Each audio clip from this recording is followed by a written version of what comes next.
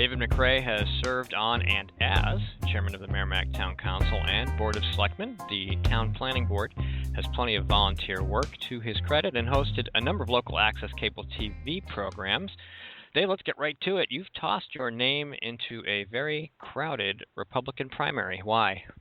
To make a long story short, I see what's going on as far as legislation towards the business people, and I really don't think there's anyone out there really looking out for us the way they should. I mean, as far as the Merrimack contingent, all good people. And I'm not just saying that. Every one of them is good. But you know what? Most of them don't work.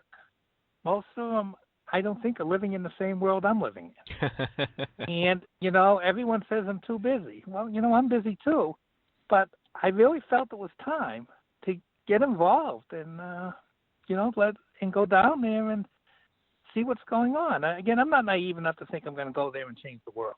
Mm-hmm. But I do want to go there and start finding out why workers' comp is the worst in the country. Why our unemployment laws are so bad. And I think if the business is doing well, I think I want to see if I can help. I think one of the important things there would be taxes, business taxes. We recently had a small cut in business taxes, which appears to have caused a pretty good change in the revenue situation. There's some scheduled increases in that reduction coming up. Do you think those are enough? Do you think we need more? What would you like to see? What I would like to see is the whole BET tax be done away with. I'll tell you from a business standpoint. We've been in business 10 years, and about 3 or 4 years ago, we had a rough year. And federally or in regular accounting, we lost about $40,000. I ended up paying like $5,000 in taxes that year. We lost money, but yet I paid money to the state. And the reason is because it's a formula, which doesn't mean just income. It involves how many employees you have, how many this. A formula that I've talked to some really smart people out there, and I'm not convinced that anyone really gets it. So the answer is less is always better than more. But the whole BET tax is something that somebody dreamed up in the middle of the night and said, how do we confuse them so much where they're not going to get it? But like I say, that year, we didn't make money. We all got paid our salaries, of course, but we lost, and yet I'm writing a check to the state.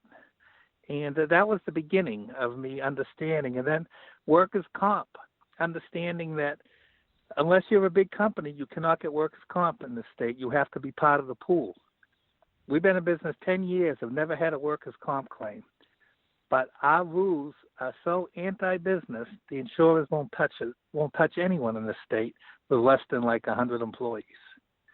So I just want to go in there and look at it from the businessman's perspective. A couple other issues that are pretty big in the world of work and employment in New Hampshire are occupational licensing. Comes up every year. We have a lot of occupational licensing. What are your thoughts on the way we handle that sort of thing? Again, I think it's the reason that when I see the plate that says live free or die, sometimes I look and I shake my head, because a lot of the things that are going on it's a great bumper sticker, and I'm proud that it's my motto. But the fact is, it is unbelievable, some of the licensing that they have going on. So, no, I would like to see it get a lot less. See, when I ran, I basically said I have a very narrow platform. I'm not for anything that involves taxes or fees or anything that takes away any liberties. And that's what and I call that a liberty. If I'm trying to make a living and do something, and you're making it more difficult for me to do it, well, you're doing the worst thing in the world. You're affecting my way to feed my family. And we've had 250 years of laws on the books. I mean, isn't that enough? How many laws do we keep making? How many fees do we keep making?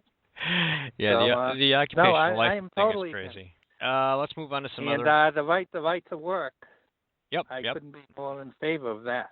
Okay, right to work. Yeah, that's another big one. I mean, the idea that you're paying unions money, even if they don't represent you, it's backwards. I mean, it's crazy. Like I say, to me, it's very black and white issues. What do you think about, just the idea of having to pay anybody for the privilege of working? Not just a union. Right. I always ask that question, right, to people who are pro-union. I'm like, what if the person you go to work for says you got to give them $40 a month or you can't work there? Yeah. It's pretty funny. No, it's great, and yet that is what our government does. Exactly. Mean, I'm not giving anyone a news flash. No, but, that's true. And I keep talking about my business because that's what I understand. And now, as we've grown over the years, 10 years, I literally have to spend every Friday dealing with stuff, whether it be workers' comp issues, whether it be state stuff, federal. I mean, it just amazes me. And that's why when I see politicians on TV say, we care about the small businessman. No, you don't. You don't care. And this whole thing, the last 10 years, that anyone that owns a business is rich. I mean, that's just unbelievable. Gosh, and try to fire someone. Gosh forbid. You try and fire them, and the next thing you know, I mean, again, I don't want to take up your time, but I had a guy that ended up losing his eyesight. We didn't try and fire him, but we said he can't work it anymore. Unemployment ruled that we were going to have to pay his thing because their feeling was even though he couldn't drive, there must be something else he could do. And your business is driving. It's all driving, right? Yeah, that's what we do. Well, you should that put him behind the wheel and take some pictures and send them to the Department of Employment Security. No, they didn't argue that. What they argued is with the amount of money I did, that I must have other jobs for people. And just in fairness to that, once we appealed that, it was understood that they were wrong. But I'm just saying you ask any business person, we're scared to death to let people go because we know when we come before the unemployment board in New Hampshire, there's no such thing as winning. All right, we got about 2 or 3 minutes left. Let's go through a few quick things. I think you pretty much covered all these when you said liberty, but let's just touch on them anyway. Let's see, should you need a license to carry concealed in the state of New Hampshire? Yeah, no. I'm very strong on my support of the Second Amendment of guns. No, I don't believe you should at all. As long as you're a regular law-abiding citizen, no. Here's one that's business related. Health insurance costs in New Hampshire. Huge issue. What do we need to do about insurance costs, Dave? We need to be able to go outside the state. The whole idea of this idea that we can't be going to North Dakota and everywhere else to get quotes and do things is just crazy. And again, you asked one of the reasons I ran. One of the reasons I ran is like about 5 of the current incumbents right now in Merrimack are for Medicaid expansion and have made votes that don't make it easier to reduce health care. Last question. I imagine you've probably talked to some voters. What are they talking about, and what do they want you to focus on?